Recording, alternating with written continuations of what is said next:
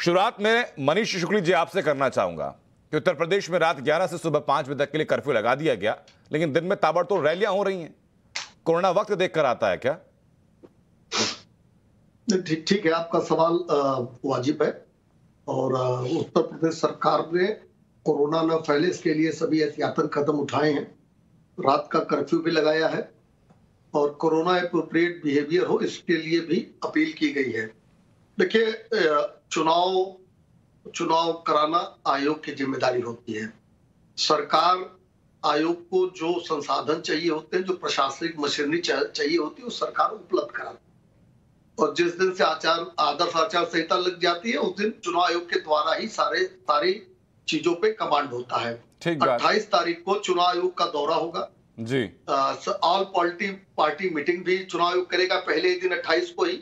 और हमको लगता है कि सभी पार्टियों की जो राय होगी उसको दृष्टिगत करते हुए आयोग का जो भी फैसला होगा भारतीय जनता पार्टी उसके अनुसार आचरण करेगी। मनीष जी, आपने कहा कि चुनाव कराना आयोग की जिम्मेदारी होती है, बात बिल्कुल वाजिब है।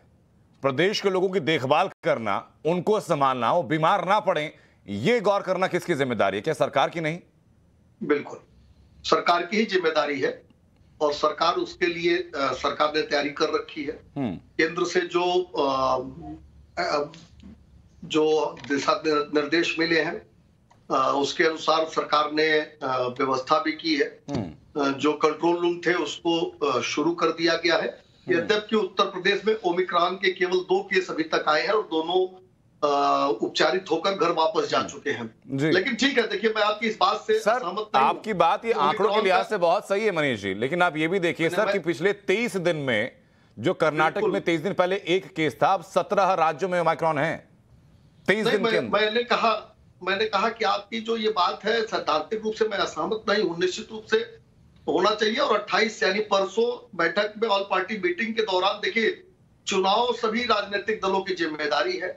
चुनाव कैसे हो, में क्या सावधानियां बरती जाए, ये सारी चीजें सभी राजनीतिक दल हर चुनाव के पहले उस बैठक में बताते हैं, अपने विचार को रखते हैं। हमको लगता है उस दिन तय हो जाएगा, सभी का विचार सामने आ जाएगा और भारतीय जनता पार्टी निश्चित रूप से जो उचित होगा जनता के हित में और सभी राजनीतिक दल जो निर्णय लेंगे उसके साथ कम से कम ओमिक्रॉन के विषय पर, कोरोना के विषय में साथ खड़ी रहेगी। जी, अनुराग भदौरिया साहब बताइए जरा कि जब वैक्सीन आती है तो आप कहते हैं बीजेपी की वैक्सीन है, जब लोगों की मौत होती है, लोग बीमार पड़ते हैं पहली और दूसरी फेज में, तब आप कहते हैं कि सरकार संभाल नहीं पाई।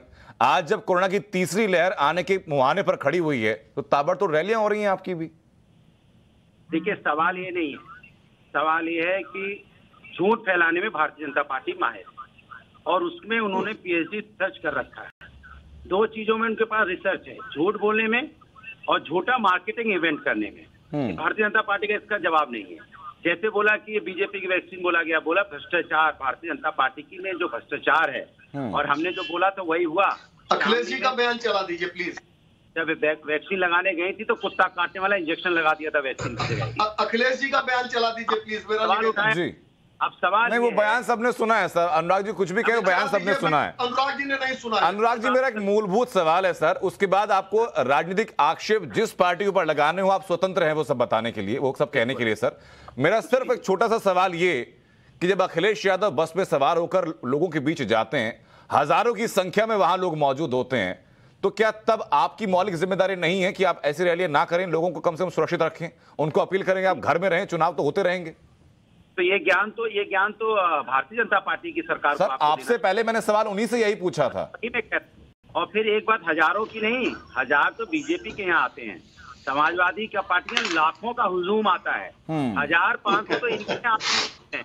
ये तो बेचारे बहुत मेहनत करते हैं, आईटीओ को लगा देते हैं, प्रशासन लगा देते हैं, कलेक्टर, डीएम, कमिश्नर। भदौरिया साहब, अगर आपके यहाँ लाखों लोग आ रहे हैं तो संभावनाएं कोरोना फैलने की और ज्यादा है। अगर कोरोना फैलता है, तीसरी लहर आती है, तो सबसे पहला नंबर फिर समाजवादी पार्टी का होगा सवाल पूछने के लिए कि भाई आपकी रैली में इतने लोग क्यों थे। देखिए, वही मैं आपसे बोल रहा हूँ, ये जिम्मेदारी चुनाव आयोग की होती है, चुनाव आयोग की गाइडलाइन होती है। जब चुनाव आयोग का जैसा गाइडलाइन होता है उसके हिसाब से उसी तरह से काम होता है। ठीक है, यानी दोनों पार्टी एक बात पर सहमत है कि जिम्मेदारी चुनाव आयोग की है। 28 तारीख को चुनाव आयोग की मीटिंग भी है। कमलाकर त्रिपाठी जी, बताइए जरा इस मामले में, कांग्रेस भी इसी लीग पर है कि चुनाव आयोग की जिम्मेदारी है, चुनाव आयोग कहेगा तो हम लोग रोक देंगे, तब तक रैलियां जारी रहेंगी? अनंत भाई, बीजेपी का सब कुछ अपने हिसाब से खुद को जो वो होता है। कांग्रेस पार्टी की मैराथन दौड़ है, लड़की दौड़ सकती, उसकी परमिशन लखनऊ में नहीं दी जाती, ये बताते हुए कि ओमिक्रॉन वेरिएंट फैलने का खतरा है। और वहीं अमित शाह जी की रैली होती है, वहीं योगी जी जो है वो लैपटॉप बांटने का कार्यक्रम करते हैं और पूरे प्रदेश भर से लोगों को बसों में भर भर के बुलाया जाता है। तो इनका सब कुछ पिक एंड चूज है।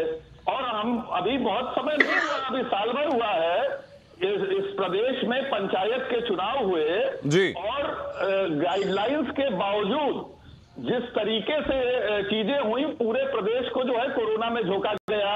उस समय इनको ये चीज समझ में नहीं आई। माननीय प्रधानमंत्री जी का बंगाल की रैली का मुझे आज तक वो भाषण याद है कि इतनी बड़ी रैली लाखों की संख्या में देख करके मैं बहुत अभिभूत हूं। ऐसा ऐतिहासिक मंजर हमने नहीं देखा। इनको उस समय ये चीज समझ में नहीं आई कि आप ये क्या कर रहे हैं। मैं किसी एक की जिम्मेदारी तय नहीं कर रहा सर। मैं तो उस रैली की भी बात भी करूंगा जब लेफ्ट और फुरफुरा शरीफ के अध्यक्ष के साथ कांग्रेस के नेता अधीर रंजन चौधरी मंच पर मौजूद थे। भीड़ देखकर वो भी उतने ही गदगद थे। अनंत जी, एक सिंपल सी बात है, आप मानदंड क्या सेट कर रहे हो? आप तो कहते हो कि हमारे बड़े फॉलोअर हैं, हमारे युग पुरुष हैं मोदी जी। उन्होंने क्या मानदंड सेट किए? अरे सर, मोदी जी के लिए मैं बात कर लूंगा मनीष शुक्ला से। आप तो राहुल गांधी और प्रियंका गांधी के बारे में बता दीजिए। इंटरनेशनल सर, आप राहुल गांधी और प्रियंका गांधी के बारे में बता दीजिए कि वो लोग क्या नजीर सेट कर रहे हैं। वो स्वयं बिना मास्क के जाते हैं। हाँ। ये क्या आप सेट कर रहे हो? आप प्रैक्टिकल चीज समझो। हाँ। ये दोहरे चरित्र के लोग हैं। हाँ। इनको न देश से मतलब है न प्रदेश से मतलब है।